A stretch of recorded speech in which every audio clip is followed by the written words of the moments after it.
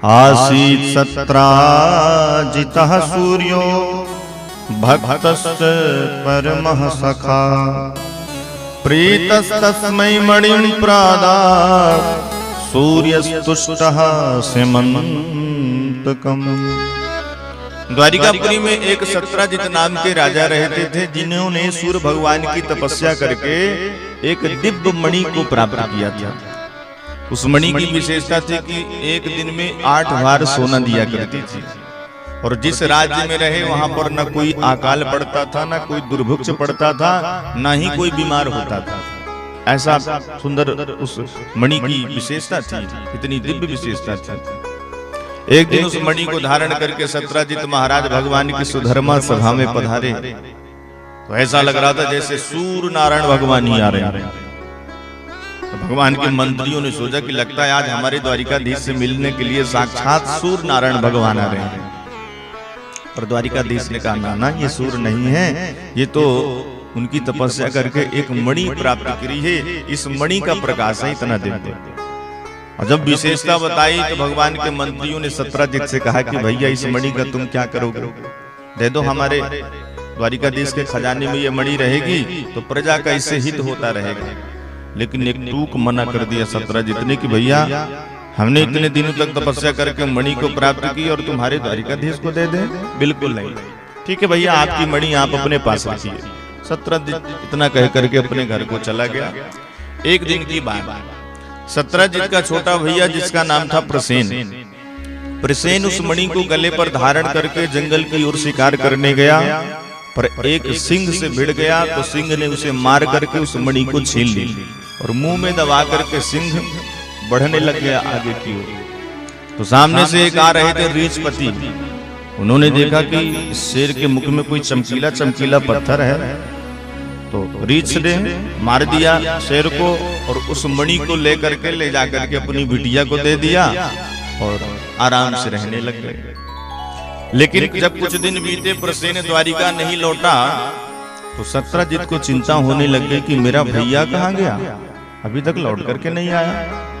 तो बैठ करके अपनी पत्नी से चर्चा कर रहे थे कि देवी कहीं ऐसा तो नहीं कि द्वारिकाधीश ने हमारे भाई को मरवा करके मणि छीन ली हो, क्योंकि अभी परसों की ही बात है, उसके मंत्री मेरे से कह रहे थे कि इस मणि को दे दो हमें, हमारे द्वारिकाधीश को, और मैंने राजी नहीं दिया तो लगता है कि मेरे भाई को मरवा दिया। लेकिन देवी एक बात है, ये बात कोई प्रमाण नहीं है, इसलिए तुम कभी किसी से कहना मत, मुझे ऐसा लग रहा है। अब सत्राजित की देवी ने कहा कि महाराज मैं क्यों किसी से कहने लग गई, माताओं को अगर कोई रहस्य बता करके कह दिया जाए कि देवी ये बात किसी से कहना मत, तो फिर वो जरूर कहेंगे। उनके पेट में बात कोई पच नहीं सकती, कोई रहस्य नहीं पच सकता। तो 2-4 दिन तो बेचारी किसी से नहीं कही, पर जब कुछ ज्यादा ही बीमार होने लग गई तो फिर पड़ोसी के यहाँ जाना पड़ा। पड़ोसी ने पूछा क्या बात है, आजकल बड़ी उदास रहती है, बड़ी चिंतित रहती है। सारी कहानी बता दी। बहन मैं तेरे से कह रही हूँ तू किसी से कहना मत ये बात। उसने भी कहा जैसे तुमने किसी से नहीं कहा, मैं काहे को किसी से कहने जाऊंगा। अब ऐसे करते करते बात पूरे द्वारिका में फैल गई। करने करने जपत जना, द्वारिकाधीश के कानों तक पहुंची कि बताओ इतने बड़े पद पर बैठे हुए हैं, इतनी बड़ी बड़ी बातें करते हैं, पर काम कितना छोटा करते हैं। बताओ सत्राजित के भाई को मरवा करके मणि हथिया लिया।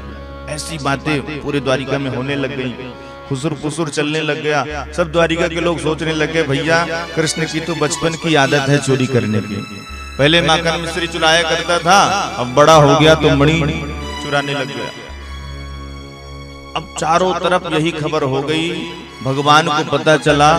प्रभु ने सोचा हमको भी लोगों ने नहीं छोड़ा भाई, बड़ा जोरदार कलंक लगा दिया। तो तुरंत अपने गुरुजी के पास गए, गुरुजी से सारी बात बताई, हमें कलंक लगा है। गुरुजी ने देखा भगवान की कुंडली और कहा कि कृष्ण तुमने भादव के चौथ के चंद्रमा का दर्शन कर लिया है। भाद्रपद के चौथ के चंद्रमा को जो कोई देखता है उसे कलंक लगता ही है। अब भगवान ने सोचा क्या करे भाई, कलंक तो बड़ा जोरदार लगा है। अब पूरे जनता में हवा फैल गई। अब जनता में कोई एक बात फैल जाए भला, अब तो सब भगवान श्री कृष्ण पर शंका करने लग गए, राम राम, ये बड़े लोगों का काम नहीं है, ऐसा नहीं करना चाहिए। भगवान दो चार सब लोगों को साथ में लिए और जंगल की ओर गए। जाकर के देखा कि एक शेर मरा पड़ा हुआ है, एक रीछ के पैर बने हुए हैं। उसी रीछ के पैरों को देखते देखते भगवान जामवंत जी की गुफा में जाकर के प्रवेश कर गए। जामवंत जी की बेटी थी जिसका नाम था जामवंती, उस मणि को लेकर के क्रीड़ा कर रही थी, खेल रही थी। जैसे भगवान को देखा कोई पर पुरुष हमारे गुफा में आ रहा है तो चिल्लाने लग गए, पिताजी पिताजी, हमारे घर में कोई पर पुरुष आ गया। जामवंत जी महाराज को बड़ा क्रोध आया कि बताओ, बिना मेरे से पूछे, बिना मेरी आज्ञा के मेरे घर में कौन चला आ रहा है। तो तुरंत जामवंत जी आए और भगवान की छाती पर 2 मुक्का बना करके जड़ दिए। भगवान ने सोचा कि भाई कोई बात नहीं, सीधे मुक्का मार दिया। तो भगवान ने बना करके 4 मुक्के और जड़ दिए जामवंत जी के ऊपर। अब क्या था, मुक्केबाजी होने लग गई। 2 वो मारे तो 4 यहाँ से, 4 यहाँ से तो 8 यहाँ से। ऐसे ही 27 दिन तक मुक्केबाजी चलती रही। 28वें दिन भगवान धरती पर पटक करके जैसे ही मुक्का उठा करके मारना चाहा, जामवंत जी दोनों हाथ जोड़ करके भगवान की स्तुति करने लग गए। भगवान पहचान गया, मैं आप ही मेरे राघव हैं, आप ही मेरे राजा रामचंद्र भगवान हैं। बोली भक्तवत्सल भगवान की जय हो। प्रभु ये जंगल में आप कैसे भ्रमण कर रहे हैं?